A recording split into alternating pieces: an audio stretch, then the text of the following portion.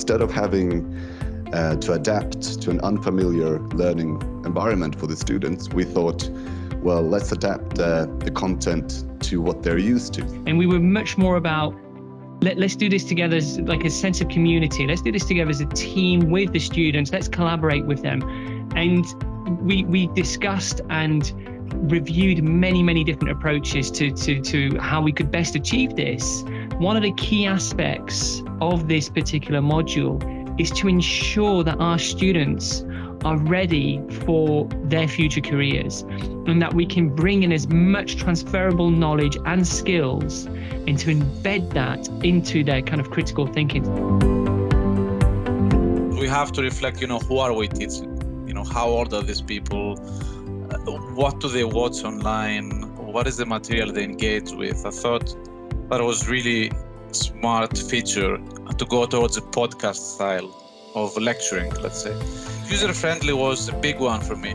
I come from a computer science background, and using accessible software was important, I thought. And Miro, for example, allows the students to collaborate without signing in, without creating an account. You just send them a link and off they go. And for example, the math students had never written an essay at university level.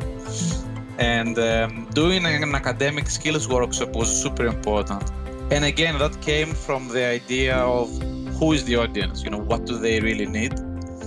Content is absolutely key, but how we deliver that content is also vitally important to engaging with the audience and the students. Recording a video, doing a podcast, enhancing your skills in developing sessions in Miro, all of that is hugely time consuming. However, where it pays off is that investment that you make into developing these additional platforms for delivery.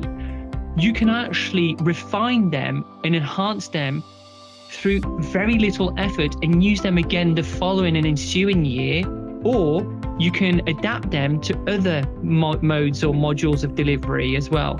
So actually what you're doing is you invest in your time, but it's an investment into the future. You invest some time in reflecting who the people on the other end are and how can you serve them best. Because sometimes, serving people in the best possible way maybe is not the traditional way. And maybe actually just, having a friendly chat or something that is less structured. What we were lucky of having was a great team, that we trusted each other and we knew that the other parties will do a great job and put in the effort. Every lecturer out there struggling with time, hopefully you can have some PhD students that you trust or some colleagues that you can recruit to your module that will definitely reduce the workload. So what we're doing is we're using the Miro system, the digital whiteboard system, in a classroom environment. But this is what came as a surprise. If we run out of time in the classroom, because it's an online system, now as a team, what we can say to them is, look, I'm going to have to let you go, but it's okay. I need you to keep on working on this throughout the week. And what we'll do is I'll expect the presentations the next session next week, and you'll have fully finished. So this is fantastic. It came as a complete and utter surprise. What we were able to do with the online delivery system or digital delivery of our lectures and modules is actually we were able to ask guest speakers. This is really important in project management, that you have industry experts that come in from all different kind of backgrounds. So it's enabled us to tap into a much larger pool of world experts.